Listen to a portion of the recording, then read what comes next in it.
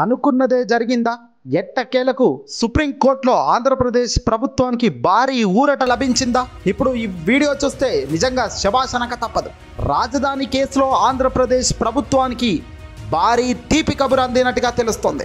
అమరావతి రాజధాని కేసుల్లో ఆంధ్రప్రదేశ్ ప్రభుత్వానికి సుప్రీంకోర్టులో భారీ ఊరట లభించింది. గతంలో హైకోర్టు ఇచ్చిన పలు ఆదేశాలపై సుప్రీంకోర్టు స్టే విధించింది.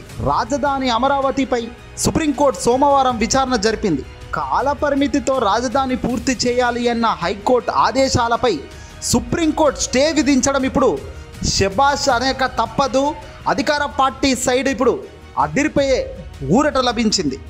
గతంలో కూడా ప్రభుత్వం చెబుతూనే ఉంది, హైకోర్టు నిర్ణయం సరైంది కాదు అని మా అభిప్రాయం, కాబట్టే మేము సుప్రీంకోర్టు మెట్లు ఎక్కుతున్నామని ఆంధ్రప్రదేశ్ ప్రభుత్వం గతంలోనే చెప్పింది అనేక సందర్భాలు.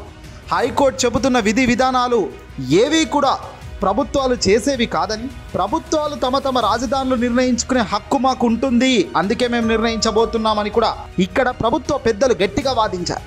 కానీ హైకోర్టులో అమరావతిపై విధించిన స్టేకు ఇప్పుడు సుప్రీంకోర్టులో ఏకంగా షాక్ తగిలినట్టు తెలుస్తుంది. హైకోర్టు ప్రభుత్వంలో వ్యవహరిస్తుందా అని సుప్రీంకోర్టు ఏకంగా ప్రశ్నించింది. ఇక్కడ అభివృద్ధి అంతా ఒకే చోట కేంద్రీకరిస్తే ఎలా? హైకోర్టు ఏమైనా టౌన్ ప్లానరా అంటూ సుప్రీంకోర్టు నుంచి వచ్చిన వాదనకు అదిరిపోయే రియాక్షన్ వచ్చింది. ఇప్పుడు ఏకంగా సుప్రీంకోర్టే ప్రశ్నించింది హైకోర్టు తీర్పును. హైకోర్టు ఏమైనా టౌన్ ప్లానరా, ఏది ఎక్కడుండాలో చెప్పాల్సింది హైకోర్టా అంటూ సుప్రీంకోర్టు చివాట్లు పెట్టింది. 6 నెలల్లో నిర్మాణం చేయాలి రాజధానిని తీర్పుని ఎలా ఇస్తారు అంటూ సుప్రీంకోర్టు గట్టిగా ఆగ్రహం వ్యక్తం చేసింది. మీరే ప్రభుత్వం అయితే అక్కడ క్యాబినెట్ ఎందుకు? అభివృద్ధి ఎలా చేయాలన్నది రాష్ట్ర ప్రభుత్వం నిర్ణయం కాదా?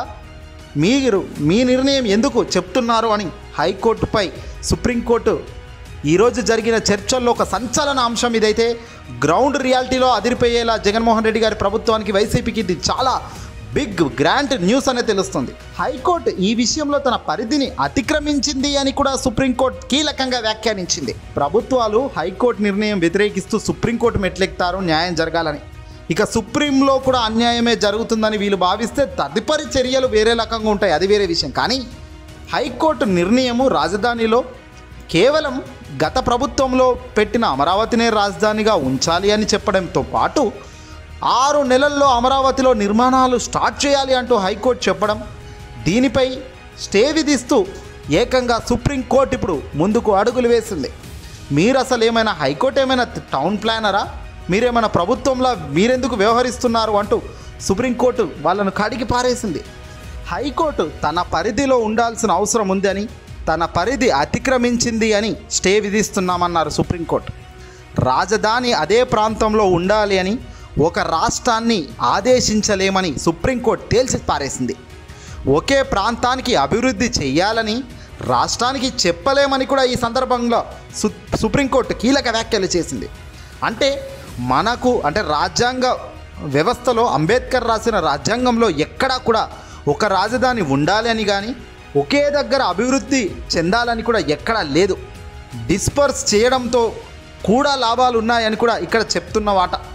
ప్రతివాదాలకు నోటీసులు జారీ చేసిన కోర్టు తదుపరి విచారణ ఈ జనవరి వచ్చే సంవత్సరం 2023 జనవరి 31 తేదీన వాయిదా వేసింది, మరో 2 నెలల పాటు. దీంతో ఇప్పుడు సంచలనం రేకెత్తించే అంశాలను సుప్రీంకోర్టు తేల్చి పారేయడంతో ఇప్పుడు అంతా కూడా అవాకవుతున్నారు. టీడీపీకి ఇది గుడిబండ, భారీ షాక్ అయితే తగిలింది టీడీపీకి. 3 రాజధానులను అడ్డుకుంటామని, 3 రాజధానులు, అమరావతి రైతులు ఉద్యమం అంటూ నానా రకాలుగా గందరగోళం చేస్తున్న వీళ్లకు కోర్టు మొట్టికాయలు వేసినట్టే వేసిందని చెప్పాలి.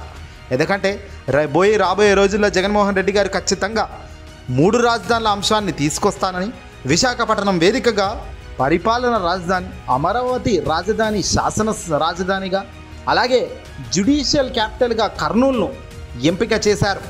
Visakhapatnam executive, Amaravati legislative, Kurnool judicial 3 రాజధానులతో రాష్ట్రం త్వరితగతిన అభివృద్ధి చెందడమే కాకుండా ఆర్థికంగా కూడా కేవలం 2000 కోట్లతో ఇదంతా జరుగుతుందని, కేవలం అమరావతినే రాజధానిగా ముందుకు తీసుకెళ్ళాలి అంటే 1,00,000 కోట్ల పైబాటే అని, 1,00,000 కోట్లు అన్నది ఈరోజు రేపు పెట్టే మాదిరి కాదని, అది వచ్చే 100 సంవత్సరాలు పెడుతూనే ఉండాలని, 10 సంవత్సరాలకు ఇన్ఫ్లేషన్ పద్ధతిలో అన్నీ పెరుగుతుంటాయి కాబట్టి ఖచ్చితంగా పెరుగుదలతో మనం కూడా పెరగాలి అంటే 1,00,000 కోట్లు అని స్టార్ట్ చేస్తే కనుక అది ఎక్కడ ఆగుతుందో చెప్పలేమని, ఈ రకంగా ఆలోచిస్తే అసలు రాష్ట్రం ఎప్పటికీ అభివృద్ధి చెందదు అని కూడా జగన్ చాలా క్లుప్తంగా ఆలోచన చేసి ముందుకు అడుగులు వేస్తున్నారు.